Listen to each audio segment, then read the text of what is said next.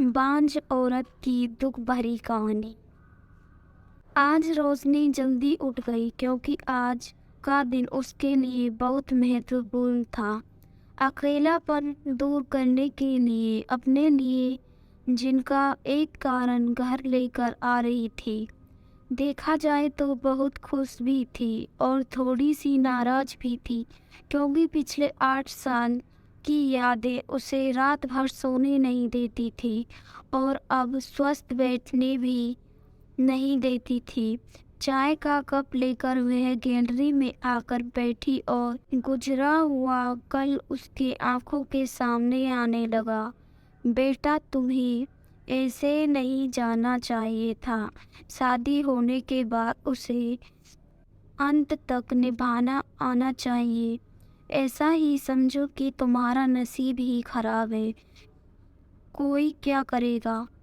अगर माँ बन सकती तो बात ही अलग होती। मैं माँ नहीं बन सकती, इसमें मेरी क्या गलती है। यह सब मेरे हाथों में है। क्या माँ नहीं बन सकती मतलब मैं इंसान नहीं हूँ क्या? मेरी कोई फीलिंग्स नहीं है क्या?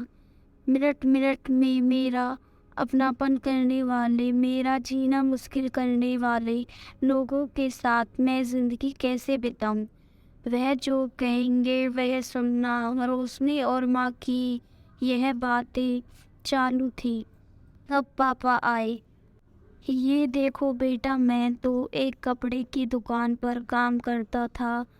अभी उम्र हो गई है तो कोई काम नहीं देता है। और तुम्हारा भाई हर्षल तो परदेश में अपनी गृहस्थी में मगन हो गया है। तुम कहती हो तो मैं तुम्हारे ससुराल वालों से बोलता हूँ, पर तुम अपने ससुराल वापस चली जाओ, ऐसा मुझे लगता है। नहीं पापा, कुछ भी हो जाए मैं उस घर में वापस नहीं जाऊंगी। वहाँ पर मुझे घुटन सी होती है। वहाँ मिलने वाला अपनापन बेइज्जती से मैं थक चुकी हूँ।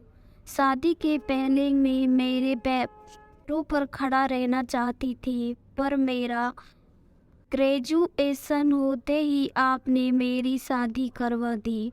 तभी मैंने आपके दबाव में आकर शादी करी थी। पर अभी जब मुझे आपके सहारे की ज़रूरत है तो आप पीछे हट रहे हो। शादी के बाद लड़के ससुराल में ही शोभा बढ़ाती है। मायके में 4 दिन की रहना अच्छा लगता है। रोशनी, लोग क्या कहेंगे। शादी मतलब कोई खेल नहीं है बेटा, पापा गुस्से में ये बोल रहे थे। उस घर वापस जाना अब मुमकिन नहीं है पापा। मैं आने से पहले से ही डिवोर्स पेपर पर सिग्नेचर करके आई थी क्योंकि उन लोगों को सिर्फ मुझसे बच्चा चाहिए था जो मैं उन्हें नहीं दे सकती। अगर इतना बड़ा निर्णय लेने से पहले हमें एक बार पूछना तो चाहिए था ना। जन्मदाता है हम तुम्हारे। पापा, शादी होने के बाद मैं आपको बताती थी और माँ को भी कि कैसे छल होता है मेरे साथ वहाँ पर। 3 साल में कभी मुझे मेरे मन मुताबिक रहने नहीं दिया। जब मेरी रिपोर्ट आई और समझा कि मैं कभी माँ नहीं बन सकती, तो वैसे ही इन लोगों ने मुझे अपने असली रंग चालू कर दिया। कैसे रहूँगी मैं ऐसे वातावरण में, और इन सब से भागकर अपनी ज़िंदगी ख़त्म करने वालों में से मैं नहीं थी। यह देखो बेटा, हर्षल ने दिए हुए पैसे से ही मेरा और तुम्हारे माँ का जैसे तैसे खर्चा चलाता है। इसमें तुम्हारा खर्च उठाना थोड़ा कठिन होगा। डिवोर्स पेपर पर साइन करने से पहले इन सब का विचार मैंने किया था। मेरे पास से सोने के गहने लेकर मैं आई हूँ और एजुकेशन लोन निकलकर मैं 6 महीनों का एक कोर्स करने वाली हूँ जिसकी आज मार्केट में बहुत ज़रूरत है। उसके बाद मुझे अच्छी कंपनी में नौकरी मिल सकती है। मैं आपके ऊपर आर्थिक बोझ नहीं डालूंगी पापा। मुझे जीवन जीना है। संघर्ष करूंगी और कमाऊंगी। विश्वास कीजिए मेरा। सब लोग क्या बोलेंगे बेटा, क्या जवाब देंगे उन्हें? माँ आंखों का पानी छुपाते हुए बोली। माँ बोलती थी कि वक्त आया तो सच क्या है बोल देना चाहिए। जब मुझे ससुराल में जानवरों के जैसा बर्ताव हो रहा था, तब कहाँ गए थे यह लोग? समाज में बड़ा करो, शादी कर दो, बस इतनी ही जिम्मेदारी समझते हैं। बेटियों को बड़ा करके योग्य पढ़ाई देकर खुद के पैरों पर खड़ा करना, यह माता पिता की ही जिम्मेदारी होती थी, ताकि आगे जाकर कभी खराब हालत हो तो उसे इस्तेमाल कर सके।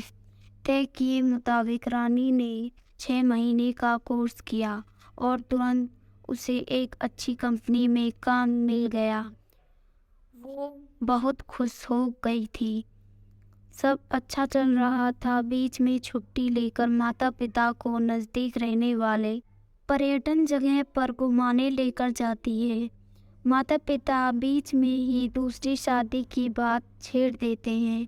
कई बार तो लड़कों को देखने के लिए भी बुलाया करते थे। एक लड़का तो डिवोर्स हुआ था, तभी उसे स्वीकारने के लिए तैयार था, पर पहली शादी ने ही इतने दुख दिए थे कि दूसरी शादी के लिए उनका मन तैयार नहीं था।